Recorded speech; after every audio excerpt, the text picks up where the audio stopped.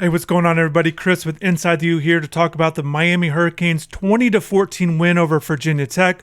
On the road, they get their first ACC win, 1-1 in the conference. 6 more conference games to go. Miami is now 3-3. They halt the 3-game losing streak. My instant reaction with this game, there's a lot to get into offensively and defensively. I want to start with 2 big things. First, in the fourth quarter, let's start right there with the game in the balance after Miami builds a 20-0 lead in Blacksburg, which was great. However, they give up a couple touchdowns. It's 20-14. The crowd is rocking. Virginia Tech, all they need to do is get a stop. And then offensively, Tyler Van Dyke comes up with 2 big plays. He had a really big game, 351 passing yards. Colbie Young, 110 yards on 9 catches and a touchdown. Definitely want to talk about him in a little bit, but his first start, he came up big. But Tyler Van Dyke on that drive where Miami's trying to protect the lead and really run out the clock, and that's exactly what they did. But on 3rd and 8, the big pass play to Frank Latson for 15 yards in traffic. Latson had a drop earlier in the game. He also had a touchdown on the first drive of the game, which I thought was big. But certainly coming down with that catch, it gives Miami the first down. And then once again, Tyler Van Dyke needing to make a big play, comes up with the run, gets the first down, runs out the clock. Miami walks away with the 20-14 win. I do think there are positives with this one. Certainly, anytime you're losing games, all you want to do is win the next one, and they did that. They got that monkey off their back in the sense where you want to win your first ACC game, you want to win your first road game, and I thought all of those things were important in this one, and we'll see how they do moving forward. Next week, home game against Duke. Definitely Miami has a chance to go to 2-1 in the conference and just really build confidence on what they did from today. And I know things have not started out well at all. They've arguably been the most disappointing team in the ACC up until this point. Certainly you can't get 3 wins in one weekend, but just getting the 1 win today, and we'll see how things go moving forward. So the big fourth quarter plays, and Akheem Mesidor really came up big for the defense. 3.5 sacks. I touched on an article this week. The coaches have really been raving about him. Pro Football Focus has graded him as one of the best defensive linemen in the country, and obviously in the ACC. And then I know some people were curious about his totality of some stats because he didn't have those big numbers. But again, today, 8 tackles to lead the team, the 3.5 sacks, those are big-time stat crunching numbers that he came up with, and the sacks that he had. And Miami has a defense, 6 on the day. They're up to 21 now on the season, 11 in the last 2 games. They're second in the ACC in that category, which, early on in the year, it didn't look like they were getting enough sacks, but now they're starting to come in bunches, which is definitely a good sign. And a guy like Akheem piling up a huge day like this was definitely big, and it's good for the team moving forward. And afterwards, Mesidor said that they looked at film and they looked at how other teams played Virginia Tech, and they felt like pretty confidently that if other teams can have success against them, against their offensive front, then they felt like they could too. And there's no reason that they couldn't come out and dominate, which was their mentality. And certainly they did that on the defensive side of the ball. Up front, once again, allowed a team not to reach the 100-yard mark, less than 80 yards rushing for Virginia Tech. And it didn't look good early at times, but certainly Miami, got down to business there and stopped the run, which was big once again.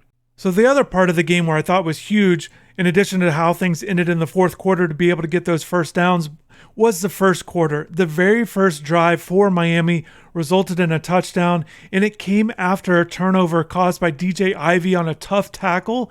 Popped the ball loose. Avante Williams comes down with it, and Virginia Tech was driving. And you did not want to allow points there, considering how things have gone for Miami in recent games. And also the crowd was really into the game. Full crowd there at Lane Stadium. Even though Virginia Tech comes into the game with a 3-game losing streak, they dropped to 2-5 with the loss there. But, Miami halted that momentum. And then immediately they get that 30-yard pass play to Brashard Smith. I really like that play design. Get the ball out to him. He's the guy that can make plays. And immediately when he caught it, he got upfield, and you saw the hole open up with the good blocking there with the receivers. Got upfield for 30 yards.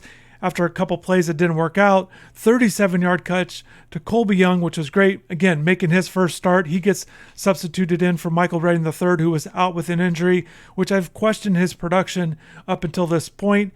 With Redding. So I thought Colbie getting in there with what we saw last week in the game against North Carolina in the fourth quarter certainly carried that over Again, huge day for him.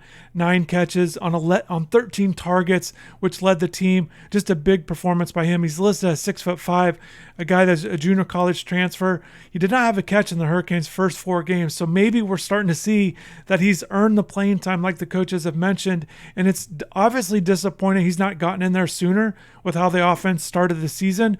But he's in there now, and now he's got the opportunity. He's thankful for it and just wants to take this and run with it. And sometimes when you look at a team, it's all about getting the opportunity, regardless if it's given to you by how you play in practices, or if a player goes down with an injury, regardless of how it works out, or if you just get thrown into games that are a blowout or you're just in there. Whatever you do with your opportunity, is all up to you and making the most of it. And certainly Colbie did that, made the most of it, and now hopefully he can just continue to build on it from here on out. But certainly 37-yard catch on that first drive down the sideline, made his presence known. And then Latson caps it off. As soon as Miami gets inside the 10 there, at the 5-yard line, they throw the ball, which we've not seen a lot of inside the 10. I thought that was good. I thought they needed to throw the ball more inside the 10 with Van Dyke, really trusting him to make the proper plays, and he did. Latson came across from the left side to the right, stayed with his route, got open, made the catch, 5-yard touchdown. Miami goes up 7-0, and I know there's a lot of game left, but that was big because Miami's not led in a game since they beat Southern Miss on September 10th. So they've not led in any of these 3 losses before this game. So I thought just getting off to that really good start was something very important for this team. And as you can see, it grew to 10-0, 17-0 going into halftime. Not being in the locker room, but I can only imagine that the players were feeling great about themselves considering how the last few games have gone, and they just continued it. And I think that that's important for this team. A lot of guys were out with injuries, but they prevailed. Tyler Van Dyke, once again, a big performance after the 496 last week. I thought it was good. Once again, spread the ball around, different guys. Colbie Young kind of emerging. Frank Latson is continuing to be involved. We're not seeing Keyshawn Smith involved at all, which is a surprise to me because I do think he's got some abilities, but other guys are stepping up. Brashard Smith on that first play of the game, he continues to have a good day as well. Will Mallory goes down with an injury. He looked like he was having a good day also. So a lot of positives in this one, even though it became a 1-possession game, which is what I predicted in our matchup from predictions article on the website. I thought it'd be a 1-score game. I thought Miami would win, and that's exactly what happened. So good for Miami to come away with the win. Defensively, positive signs that they don't give up the big play, the big pass play, the longest pass play for Virginia Tech, and this one was 27 yards. So it was good they kept it in front. Certainly it looked like they could give up a pass play, but it was a drop on one, but they didn't. It didn't come down with the result, and that's what matters. So Miami still has work to do. If they want to continue to get better, continue to get wins, you got to look at trying to beat Duke. And then also Virginia, get 2 wins there. Going into a 3-game winning streak is certainly the goal, heading into that big game to start off November against Florida State. So November is going to be a huge month for Miami. You also play Clemson and Pittsburgh in that month as well. Georgia Tech, rounds it out. But,